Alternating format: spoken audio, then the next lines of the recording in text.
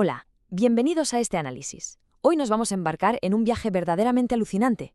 Vamos a pasar de aquella época en la que la química consistía en probar sustancias misteriosas a ciegas a literalmente mapear electrones invisibles. Descubriremos cómo la ciencia no se detiene nunca y cómo los modelos científicos se van actualizando sin parar para poder resolver nuevos misterios. ¡Arrancamos!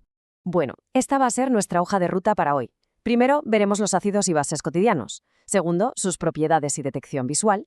Tercero, el modelo de Arrhenius. Cuarto, la evolución de Bronsted-Lowry. Y quinto, la teoría de Lewis. Punto número 1. Ácidos y bases cotidianos. A ver, cuando escuchamos las palabras ácido o base, es súper normal pensar al instante en peligro o en laboratorios llenos de probetas. Pero en realidad son sustancias vitales que tenemos por toda la casa. Pensemos, por ejemplo, en el ácido acetilsalicílico de la aspirina que nos tomamos para el dolor de cabeza, o en la mismísima vitamina C, que es ácido ascórbico. Y en el bando de las bases tenemos compuestos omnipresentes, desde los potentes detergentes que usamos para lavar la ropa hasta algo tan suave y calmante como la leche de magnesia, que nos salva la vida cuando tenemos acidez estomacal. O sea, nos rodean por completo. Pasamos al punto 2. Propiedades y detección visual. Y aquí entra en juego una regla de los opuestos que resulta fascinante. Antiguamente los químicos hacían algo que hoy nos parecería una locura total. Lo probaban todo. Así se dieron cuenta de que los ácidos tienen un sabor agrio inconfundible, como cuando muerdes un limón. Además, si usamos indicadores de laboratorio como el famoso papel tornasol, los ácidos lo tiñen de un rojo intenso. Por el contrario, las bases son la otra cara de la moneda. Tienen un sabor amargo, una textura resbaladiza o jabonosa y vuelven el papel indicador de color azul. Básicamente son polos opuestos que al encontrarse se neutralizan. Pero ojo que estas propiedades químicas van muchísimo más allá de un simple experimento de colores. Tienen un impacto brutal en el mundo real. Pensemos en los gases industriales que provocan la lluvia ácida.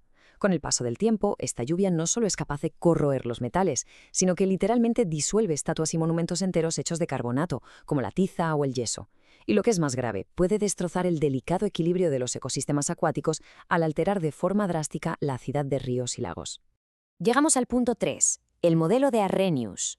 Para intentar darle una explicación científica a todo este comportamiento, a finales del siglo XIX apareció un científico llamado Svante Arrhenius con una propuesta revolucionaria. Pero, y este es un pero muy importante, su modelo tenía una condición innegociable: el agua. Según Arrhenius, todo se resumía a disolver una sustancia en agua. Si al disolverse soltaba iones de hidrógeno positivos, es decir, H+, entonces era un ácido, como por ejemplo el ácido clorhídrico. Pero si liberaba iones hidróxido negativos, el famoso OH-, se trataba de una base, como el hidróxido de sodio. Todo parecía cuadrar a la perfección. Bueno, pues aquí es donde nos topamos con el primer gran agujero en la trama de la ciencia. Un momento de suspense químico absoluto. ¿Qué sucede exactamente si la reacción no involucra ni una sola gota de agua? ¿Cómo clasificamos a las sustancias que se niegan a encajar en estas fórmulas tan estrictas? Y aquí, precisamente, es donde radicaba el fallo fatal de la teoría de Arrhenius. Había ciertas sustancias, como el carbonato de sodio, que en la vida real actuaban claramente como bases, neutralizando ácidos sin problema.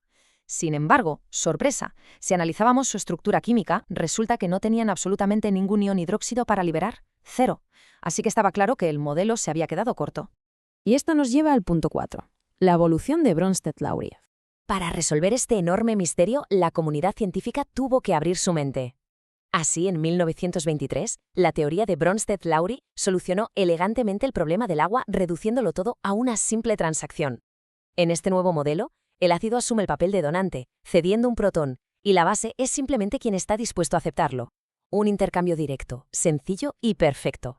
Este modelo introdujo además un concepto interesantísimo y una nueva palabra para el vocabulario: anfótero.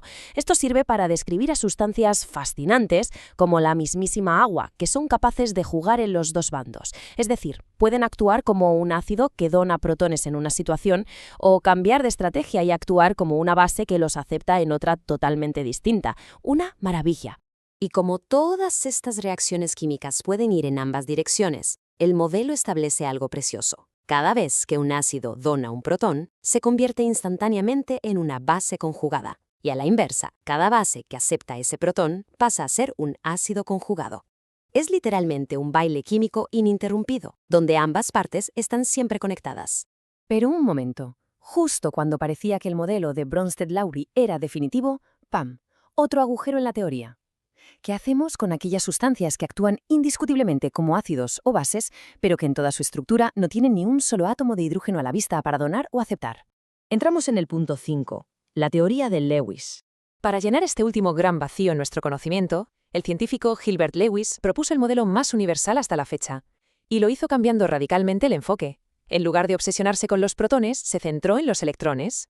Así, el modelo de Lewis nos define a las bases como aquellas sustancias que donan un par de electrones, y a los ácidos como los aceptores de ese par. Todo esto con la finalidad de formar un enlace covalente estable. Vamos a ponerlo en perspectiva con un ejemplo brutal. Imaginemos el amoníaco. Esta base tiene un par de electrones libres, así que decide compartirlos con un ácido, como el trifluoruro de boro, que tiene un hueco vacío en su orbital. Al unirse, forman un enlace estable maravilloso, y consiguen hacerlo sin que haya una sola gota de agua, ni un solo protón de hidrógeno de por medio. Es la química pura en acción.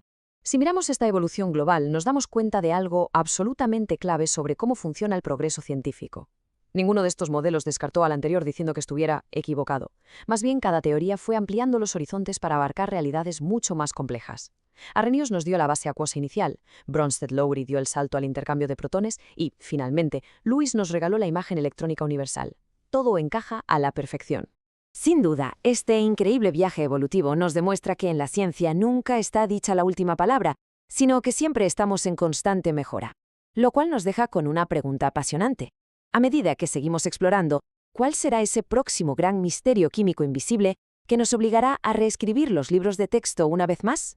Muchísimas gracias por acompañarnos en este análisis y mantengamos siempre viva la curiosidad por comprender nuestro universo.